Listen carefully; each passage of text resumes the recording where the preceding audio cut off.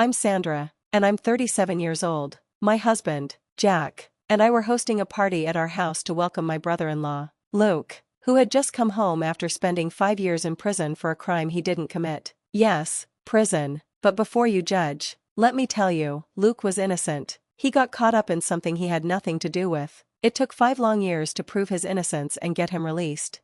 We were so happy to have him back. The party was lively, and everyone was enjoying themselves. Luke was catching up with everyone and telling stories about his time in prison. He and my daughter, Emma, had a special bond before all this mess started. We all laughed, ate good food, and enjoyed being together. It was a wonderful time for our family, and my heart felt warm.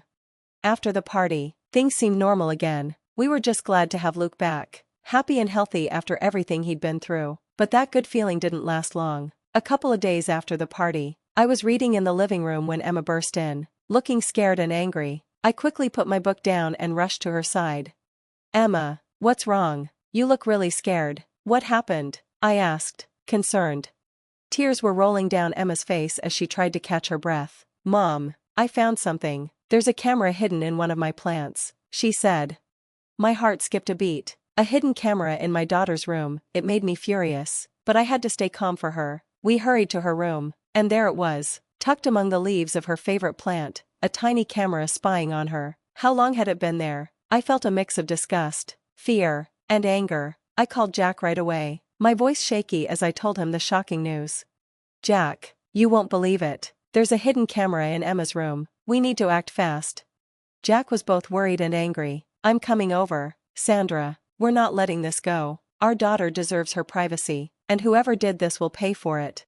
While we waited for Jack, Emma clung to me, her tears soaking my shirt. She blamed herself for not noticing the camera earlier, but I reassured her that it wasn't her fault. I promised to help her through this unsettling situation. When Jack arrived, he looked as upset as I felt. We carefully checked the camera, looking for any clues about who might have done this. It was a huge violation of our trust, and we were determined to find the person responsible. We needed to protect our family and restore the peace we had worked so hard to build. If there was one hidden camera in Emma's room, who knew how many more might be hiding in our house? Don't worry, Emma, we won't stop until we find out who did this, I said, trying to comfort her. Thanks, Mom. Can I sleep in the guest room? I don't feel safe in my room right now, and I'm really tired, Emma asked. Of course, sweetie, do what you need to feel safe. I'm so sorry this happened, I replied softly. Emma went to the guest room, likely wanting some space after her privacy was violated. I couldn't stop thinking about who could have done this. We decided to look through the camera's footage and gather any evidence we could, even if it meant involving the authorities. No one messes with our family like this. As shaken as I was, I felt better knowing Jack and I were in this together. We sat down in the quiet living room, the seriousness of the situation heavy on our minds. We tried to figure out who could have planted the camera in Emma's room, and the name that kept coming up was Luke. I hesitated but then said, the timing's too suspicious. The camera was probably planted during the party, and who had the chance to do that? Luke. Sandra, you can't think Luke would do something like this. He's had his problems, but he's not a creep. He's my brother, Jack argued. I understood Jack's loyalty, but I couldn't ignore the signs pointing to Luke. I took a deep breath and said, I know it's hard to consider, but we have to face the facts. Luke spent a lot of time with Emma at the party. He may have had an interest in her. People change after going through something like prison. Our priority is to protect our daughter, even if it means questioning those closest to us. Jack was torn, but eventually, he nodded. I don't want to believe it, Sandra, but you're right. The timing and everything point to him. We have to find out the truth for Emma's sake. The thought of confronting Luke about this betrayal was tough, but we knew it was necessary. Our daughter's safety and our peace depended on it. We promised to handle it carefully and find the truth, no matter what.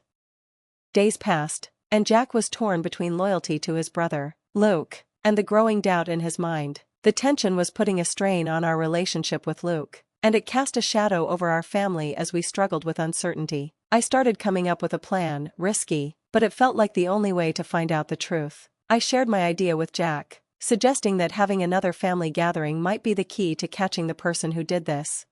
Think about it, Jack. Whoever put the camera there might try to take it back during another family event. This gathering, meant to bring us together, could give us the chance to catch them, I explained.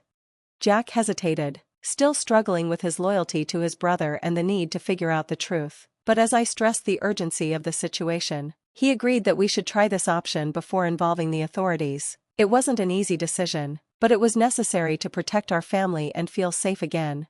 I called Emily, Luke's wife, to suggest the idea of another family gathering. "Hey, Emily, we were thinking about having another family get-together. Would you and Luke be free to join us?" I asked.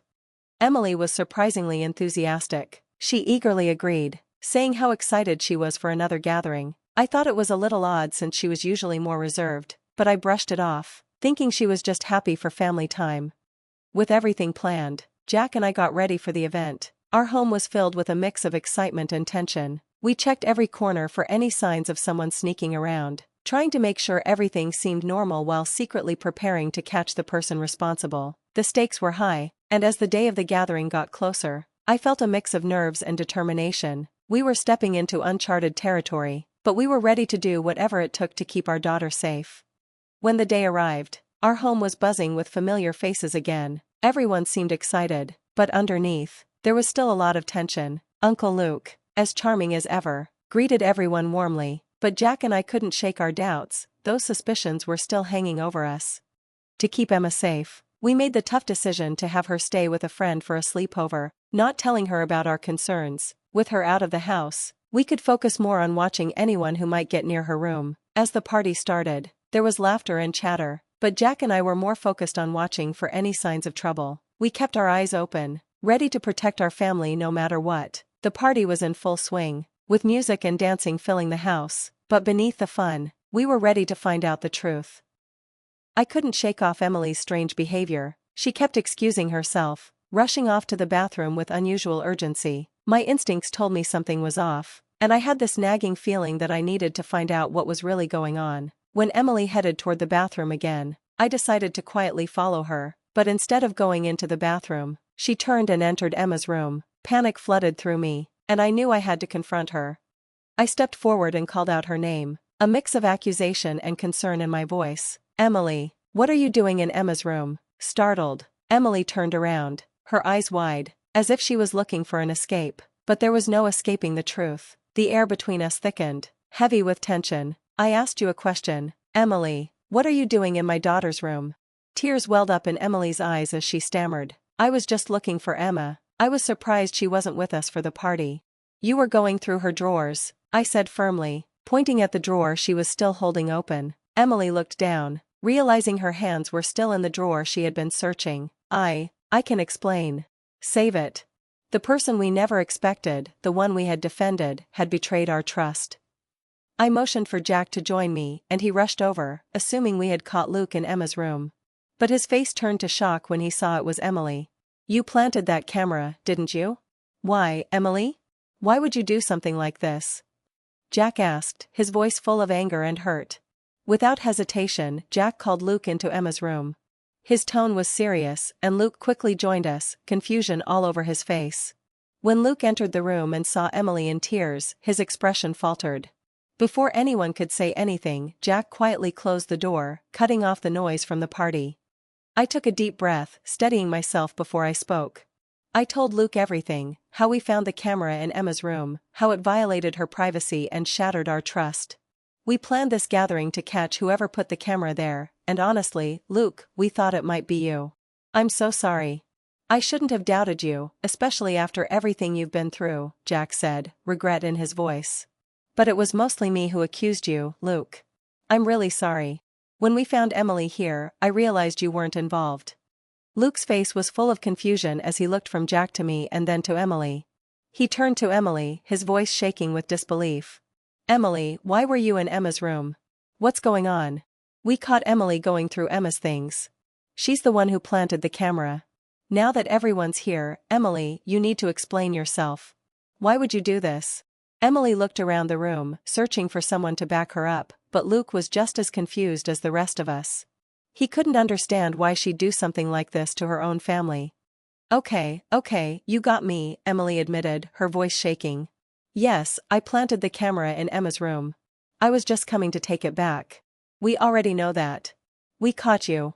We want to know why," Jack pressed. Because I'm jealous, Emily admitted, her voice breaking. Her confession hung in the air, revealing the jealousy she had felt toward Emma. She explained, with a mix of shame and frustration, that she had grown jealous when she saw how much time Luke and Emma were spending together during the last family gathering. She couldn't understand what made Emma so special and why Luke paid so much attention to her. Luke sat there, clearly torn, trying to make sense of Lily's actions. His voice was defensive, but also filled with concern. Lily, you know how much I care about Emma. But it's not in some weird way.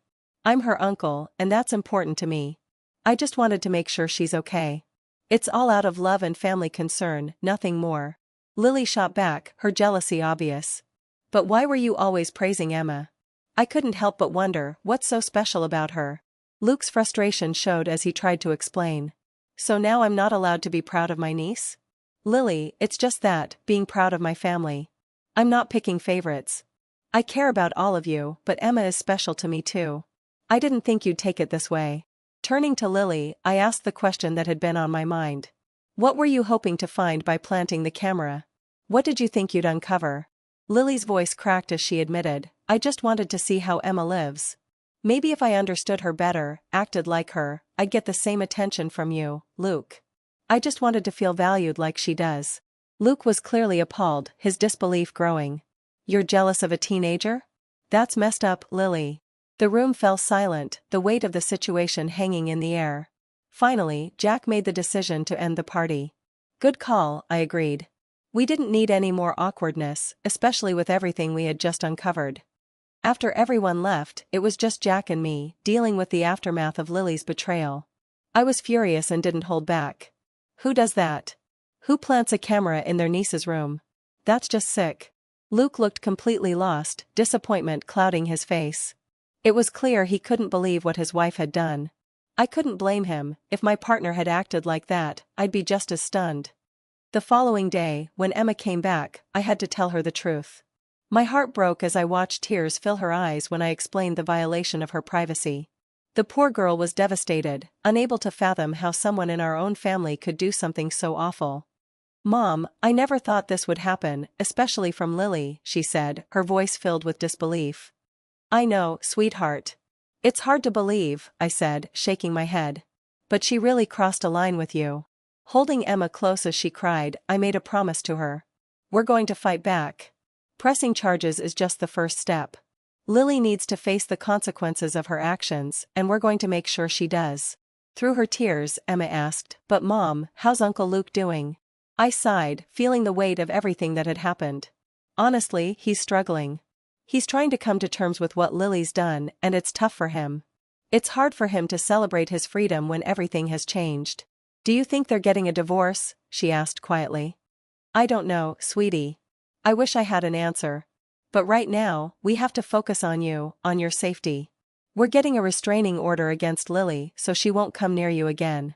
And we're pressing charges. Luke might be hurting, but this betrayal has created a rift that will be hard to repair. Emma whispered, I hate what she did. But I'm glad we're doing something about it. Me too, I said. We're going to rebuild. It's going to be tough, but we'll get through it, together. We just have to stick with the people who truly care about us. The road ahead was uncertain, but I knew we were strong enough to face whatever came our way. Our family's love was our strength, and we would find a way to move forward, no matter how difficult the journey might be.